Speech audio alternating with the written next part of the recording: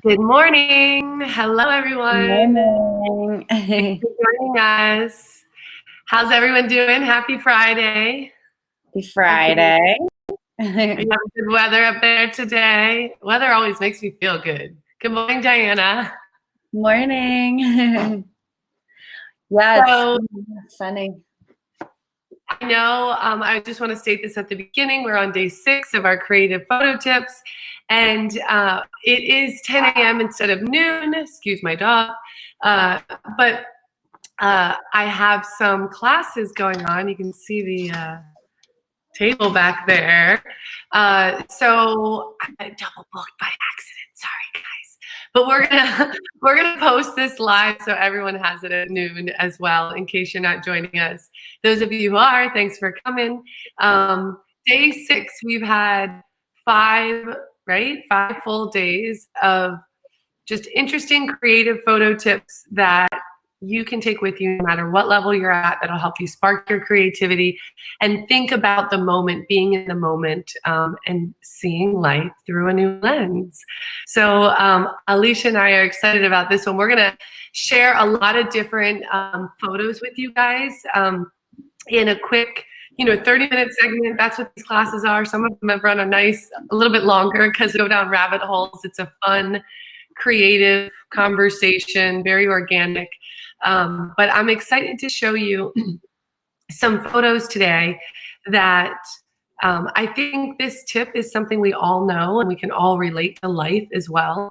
So I always like to preface it with, when I share this tip, um, don't just consider it when you're behind the lens, consider it when you're having any experience, and you get that connected feeling to the moment, right? You know you're really enjoying the moment. So I'll do the drum roll. Alicia, you want to share what tip number 6 is? Do you remember? Change your perspective. Yes. So we are constantly shooting and then looking for a different perspective of the same story. So what I want to share with you guys is a couple different pictures of the same subjects that are taken from literally just different angles, different focal points, but it wasn't an obvious formula. You've heard us say that before in classes. These are not perfect right or wrong answers. This is about being in the moment and watching it unfold. And one of the other big things about these tips is they kind of compound on each other. So if you remember a few of the last tips, I want you to look at the direction of light. I want you to notice how powerful it is, what colors you see, and realize that by changing perspectives, you can literally run through all of these tips again, ask yourself the same question, and bring your story to life in a totally different way, right? So let me bring up this presentation, and first I'll make it as big as I can. So beautiful butterfly, right? Lands on a those of you who are with us here, instead of me saying, you guys go ahead and jump in at any time. Obviously, the but what catches you that might have been the light, the direction of light, the color that caught my attention in this moment. Alicia, have you seen this picture before? Yes, I have. I love So, thank you. What do you like, or what catches your attention the most when you look at this butterfly in this position? it. What catches my attention the most, I mean, obviously the butterfly is obvious. The texture is obvious of the wood it's sitting on, but I think what's obvious is the shadow and your perspective on the above angle of where the light's coming from, how it's hitting the butterfly. Exactly. So I didn't even think about the shadow right away. I was thinking a lot about the texture in the wood, how it kind of mimics the butterfly. Mm-hmm. So I'll flip back and forth between these two, but I love the over-the-top shot when you need to simplify a scene. Mm-hmm. So I'm going to show you another image, the first shot I took of this, where I first saw the butterfly land. Mm-hmm. Such So, a different perspective. so different. Good morning, Sarah. Thanks for joining us. I apologize for the 2 hour early thing. We're going to make this go live for everyone. We did send out a quick update. So thank you for joining us. Our tip today is about changing perspectives. So I'm just going to flip back and forth.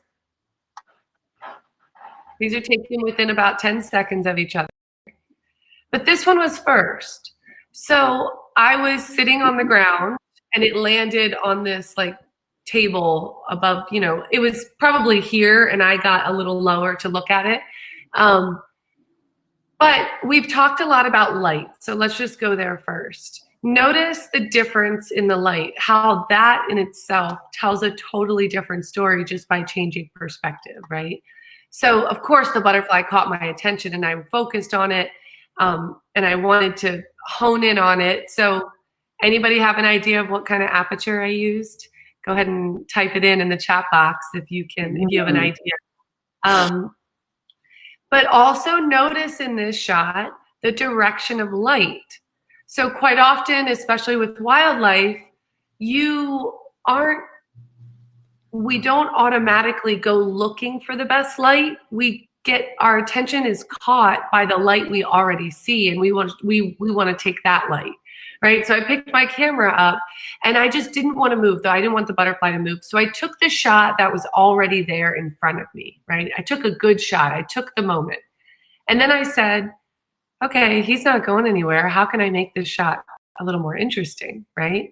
So by then getting up and moving myself, the butterfly has not moved at all. His wings may be kind of like going like this a little bit, but he hasn't really moved. So notice how different the light is. Here, F2, that's a great, I think I was at 1.8, so you're almost spot on, Diana, with the aperture there. She said F2, which when you're writing F2, you can just write it like this. You don't have to write the 1 with the F. The F kind of represents that half opening like we talked about. So here I am with this low aperture, and look at my depth of field from this perspective. Now, the reason Diana knew it was F2 is because the butterfly is so focused and its background is so out of focus, right? It was really, if you want to get technical, 0.8, which is the 50 millimeter lens we've talked about, right, guys? So notice, you really want to pay attention to the depth of field. Check this out. This is one of my favorite things about the shot. Only in that little tiny sliver of depth of field can you actually see the texture of the wooden table. Do you see that, Alicia? Yeah. You can how see it's the blurred. gray stripes, yeah. Yep. So that is how shallow a depth of field 1.8 is. It's probably about an inch, right? It's probably about the width of your eyes, which is why at 1.8 it can be very challenging to here, right? Now the butterfly is much smaller than our face, and look at the plane it's on, this skinny little plane, depth of field. So this F1.8 shows you I probably have a really wide depth. I probably have a wide scene, right? And it's like a backyard, right? So there's 20 or 30 feet behind there at least. Now, just by getting up, and from back there is where the sun's coming from. So notice the colors of the butterfly. Not much color, right? Because the butterfly is being lit from behind. It's not being lit where I'm focusing. So one of the key things that I really had to acknowledge, especially being professional and needing to figure this out quickly, is not only where's the light coming from, but is there a better version that I can get the color, the tone, the texture that I want? And that version is almost always when the light is hitting the front of my subject in some way, shape, or form, right? So when a subject is backlit, like this one, we tend to have to overexpose the image to get enough light to come around and hit the front of our subject. So that is why the background is all blurred out or all blown out, right? That highlight, the color's gone. One perspective, great, I got it. Now, by standing up and shooting from over top, look how different the light feels straight down on it. Did I over or underexpose this shot, guys? Do you see how different the light is? So if this is obviously, I'll just say it, this is obviously a brighter overall image, right? Then what is this one? Over or underexposed? I saw someone type. Oh, there you go. Sarah, if you know and you want to chime in, go for it. Yes, it's underexposed, right? So I allowed my camera to go way into the negative on the meter, probably -1 or -2. It was so bright, but that allowed for the details to show up because there was too much light to begin with. Mm-hmm. Now we see in that same 1.8 depth of field, and here's how you can really tell it's still, it's still 1.8. I hit the wrong button, sorry. This bothered me at first with this shot. It's the quality of the image isn't the greatest, but what I want to point out is if you can notice, the top of the butterfly wings are out of focus. The body and then the texture of the wood are in focus. Do you guys see that now when I back out a little bit? So this is that really shallow 1.8 depth of field that you can see here, right? So imagine this, in the other perspective, this is in focus, but this part of his body is not because this is way more than the depth of field of 1.8. Now, how I think of it too is like planes, like glass planes kind of like stacking on top of each other. Depending on where you're focusing on such a shallow, or low aperture, I mean, wherever that head of the body of the butterfly is, everything else on that same plane is going to be in focus. So that's why the texture of the wood would be in focus if that, the head is. But if you focused on the tip of the top outer of the wing, then that would be the only thing in focus, Yeah, and now imagine how different that story would be. Yeah. So changing perspectives, the first step to that, the simplest step is going, great, I took a shot.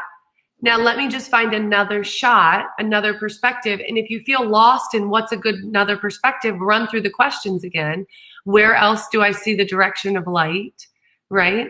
But a simple angle, like she said, is looking at those planes. So there's always a plane of your perspective that has a lot of depth, right? And somewhere your focal point can be on that depth. And then there's an area where you can have almost no depth. So you can just look at those two opposites as well with depth of field, especially in aperture when you're playing with specifically aperture. But even, let's say you're playing at a sporting event and you're really focused on your shutter speed, you can move a step, go move your feet somewhere else and look for another way that the light hits it, the color shows up. Where you might be, your eye might be catching attention for a focal point, right? So all of these things kind of changed just by me getting up and looking at the butterfly from another perspective. So let's look at another shot. So this was, I spent 8 months living in Bali, Indonesia, volunteering in a creative community there. And next door to our house was a beautiful cascading rice field. We were actually the beginning of the city, if you will, the villages where there was a lot of people. We were about 2 miles from the beginning of that. So our fields were the first fields that were part of the mountain ranges that gave us, and I had never walked into these fields before. I had always shot them from my balcony or from our house. We had this like wall I could stand on and shoot. And I was walking by one day and I'm like, what am I doing? Go in the field. And I had no idea they had these little rivers running perfectly through every single row. And I had no idea how soft and pretty the grass really was. So this is the golden hour, guys. Notice how low the sun is over here. Let's check this out. You guys see my pointer? Mm-hmm. So you can tell the direction of light, low light, golden hour. And notice where I'm focusing is, of course, somewhere where the light is catching. And I'm showing you the depth of the scene, right? I'm down low. You can see the little rows of them showing up back here. Now, here's walking out of the field, coming back out, like to the road. So you can see how different everything can feel, and imagine that I could show you a bunch of pictures of standing on the road where you're nowhere near the fields and they feel distant, and the workers look like ants in there, but they actually have homes within these fields when you get closer to them. And then when you, like I said, when you get down really close, you notice the intricate work of all the planting and these riverbeds that run through them. So 10 seconds, leaned down, took the shot, stood up, spread my perspective of it, walked back a little bit. And what I was looking for here was some depth, still going for depth. See how we're blurred out? Focus is the tree. This is still a little blurred out too. I apologize for the quality of image. I'll go bigger quality next time for these. I didn't mean for that to happen. What do you mean? I think these are great. Okay, I meant I think the web resolution is low. Yeah, I see what you're saying. Yeah, so I can see that though, unless you were to zoom in. But I think this is a great perspective on both the grass and this story. Yeah. And pointing out the grass. I like this so much. That's why I'm like this with the computer right now. I'm like looking at your. So that's a good point. If you guys were to back up and think of our other tips, the hero in this case I thought was the rice field, and it actually ended up being the grass that directed my perspective change, right? So it caught my attention there, and then I loved seeing how big it was in front, but how tiny, and it just looks like nothing from far away. But it's actually these, they're about knee high or higher, and they're soft as can be, and you can run through them. And this is rice. This is how you grow rice. So how you grow rice. What's that? I never even knew how you grow rice. I mean, I knew in Bali they have a lot of rice fields, and you've talked about it, but I never even knew. If you saw the next stage, it's incredible because everything browns. All the people are in the rice fields with the huge hats. They're pulling up the roots and they're banging it. So there are like tons of people in the fields just like banging stuff, right? Uh-huh. And then they lay it out on these tarps and it dries in the sun, and that's how it dries out the grains. And so there's about a 6-week period, I think, where I'll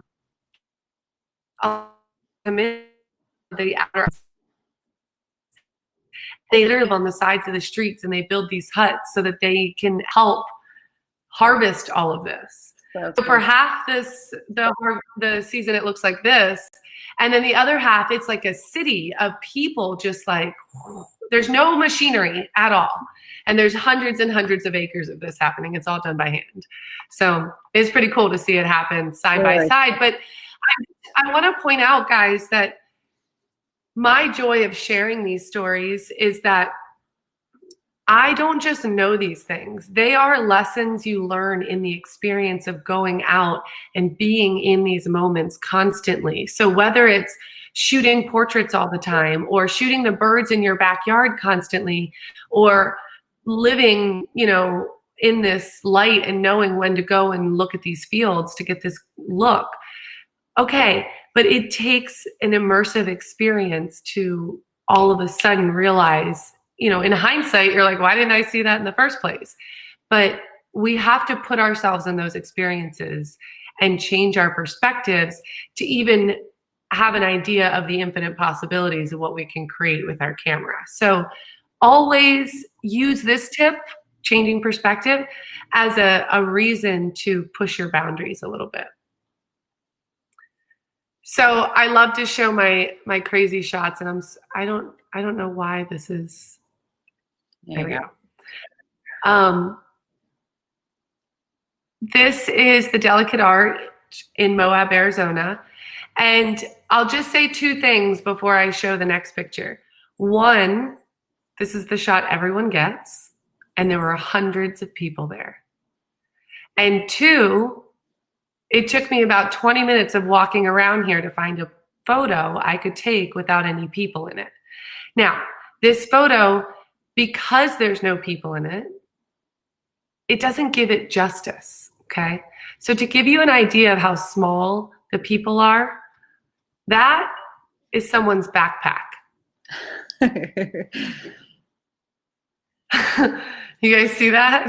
I love see that? I love out west. Like, I just love out west because of how big and grand everything is.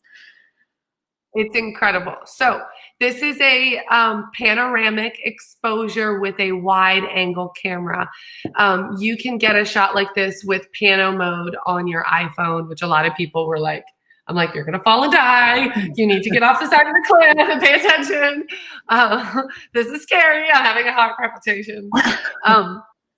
But here's the thing. Right on the other side, right on the outside of this frame is a line of people, probably 30 people deep, waiting for, what do you think they're waiting for? Their turn to do what? Go climb. They all want to go. They want to go right here. Wow. And everybody that goes with them, it's like this perfect little time thing. They stand where I am to photograph them, doing yoga, proposing, doing jumping jacks, like insane, crazy things. You watch, everybody gets up there and takes a picture. So when it was my turn, I looked at the guys behind me and I'm like, don't, like, this, it's my turn, I'm going. And they're like, who's going to take your picture? Well, Jim was nowhere to be found. He was shooting, doing something else. I said, I don't want a picture with people in it. I want my picture with no people in it. So the whole line had to wait for me to run and like take, and it took like probably 30 seconds to run to this point. Okay. So think about it. That's a backpack. So I had to run all around here. If I had gone down here, like I could have gone probably like right here, but do you see this? That is hundreds and hundreds of feet down. Those are full-size trees down there, okay? So idea of how much of a cliff this is, people, okay? I haven't shown you the next picture yet. So I had to run all the way around here. They're all watching me, and I'm like, I need 10 shots, okay? I have to take 10 shots. So I made them wait for me to take the picture, and I love it. It's amazing. But guess what? I'm like, okay, there's got to be another perspective, okay? There's got to be something else I can get. My dream, my idea, my passion is always, how do I go to these incredible places when everyone else goes to them too? How do I get a shot without anyone in it, or make it that the people who are there are a part of my story, right? I've got getting frustrated with people everywhere. So, and this is what I came up with. So if you guys can take a wild guess and you want to type it into the chat box, where did I go? Where did I go compared to my first spot? So I'll show you this. 10 minutes later.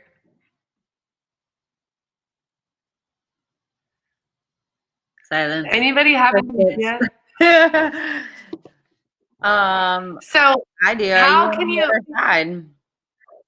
Yeah. So look at the elements in the photo and how their relationship has completely changed.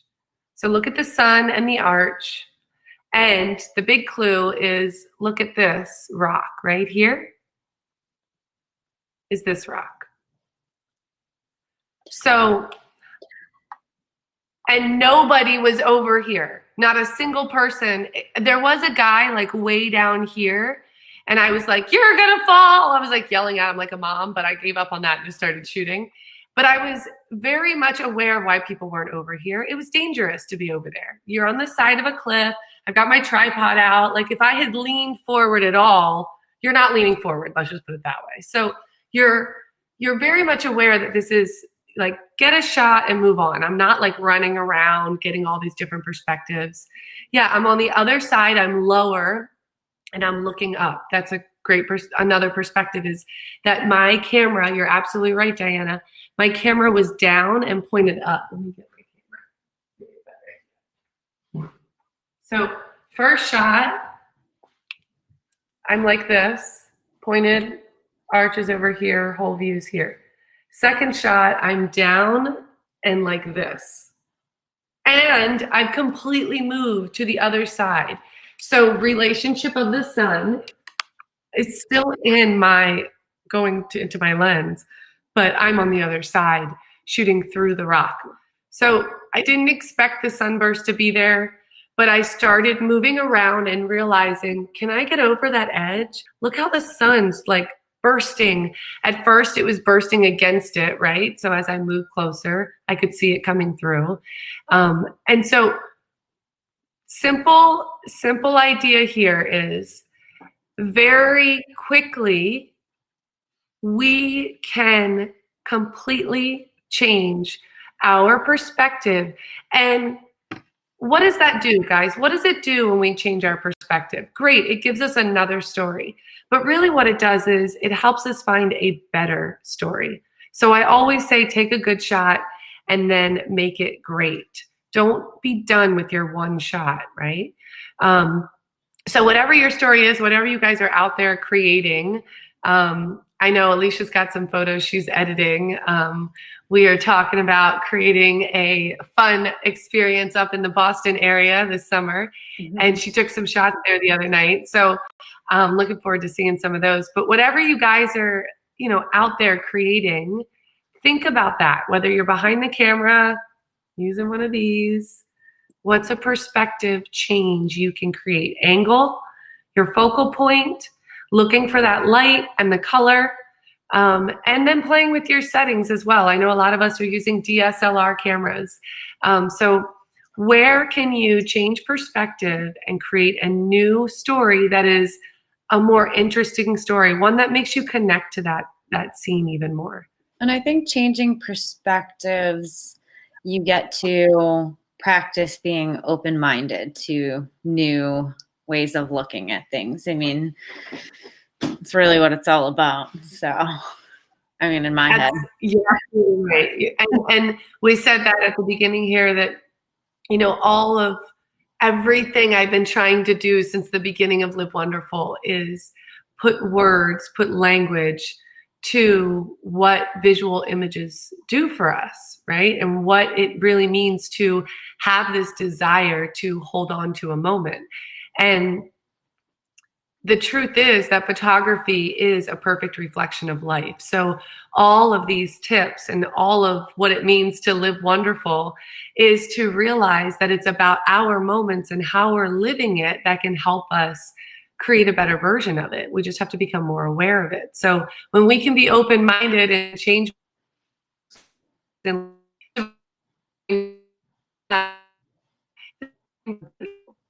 can use these tips anytime. Yeah. I mean, I think we subconsciously practice it every day as professionals because we're more aware of it. But this is why we want to teach everybody else, to have that different perspective and practice it on the daily. Yes.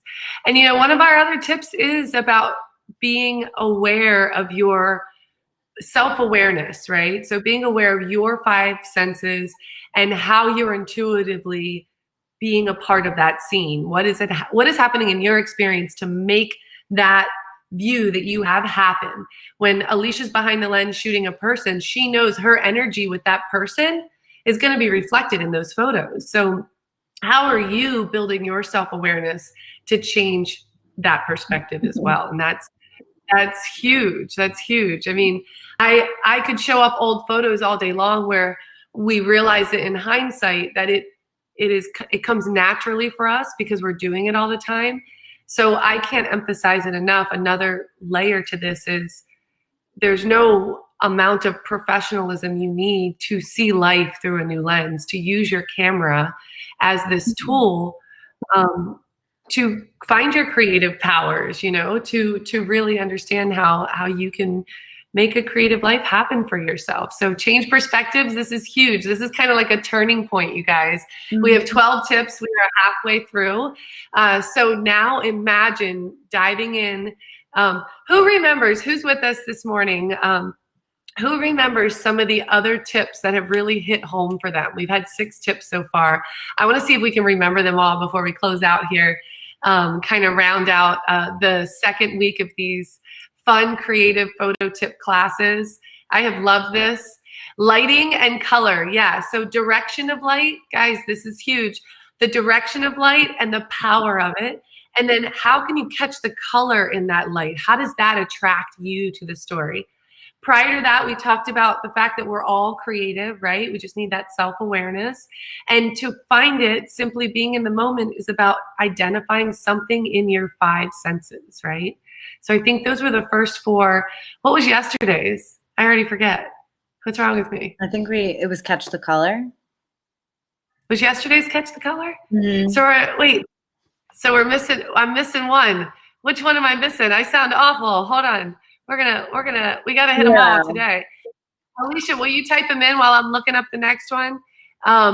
So creative story, right? Create your story. You have a story, so creating it, that's tip 1. Tip 2, hold on, I'm going all the way back to the beginning, is being aware with all 5 senses. Tip 3 is about seeing the light. Oh, I know what we missed. Tip 4, guys, this is a big one. Discover your hero.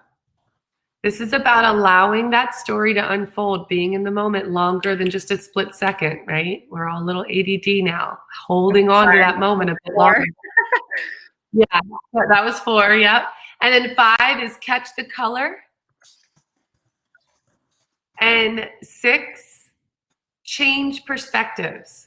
So at each one of these moments, you should be snapping, right? Taking a shot, making it better, taking a shot, making it better. And, you know, I kind of want to play a game eventually, guys, where we can turn this into, whether it be a photo contest or just a group effort on what it feels like to focus on these specific tips as an assignment. I would love for you guys to dive in now. We have the whole weekend ahead of us. So go out, have some fun. If you guys want to join us tomorrow at 2 p.m., we're going to be at Lake Eola in Orlando, $45. It is a 2-hour, all the way around the lake, fun visual storytelling class. Bring your DSLR. Come have fun with us. And next weekend, I know a lot of people are already interested in this. We are hosting 2 workshops because Alicia's coming to town. So first, Saturday morning, we're going to be doing a beginner portrait workshop from 9 to noon. And then in the afternoon from 2 to 5, photo editing and organizing with Lightroom. So that's May 16th. Alicia, will you let them know, type it in there. It's livewonderful.com/tour. That's where you're going to find the information about those classes, as well as a bunch of things we've got coming up. Things starts to open up. I have had a blast with you guys. I can't wait to keep going with these tips.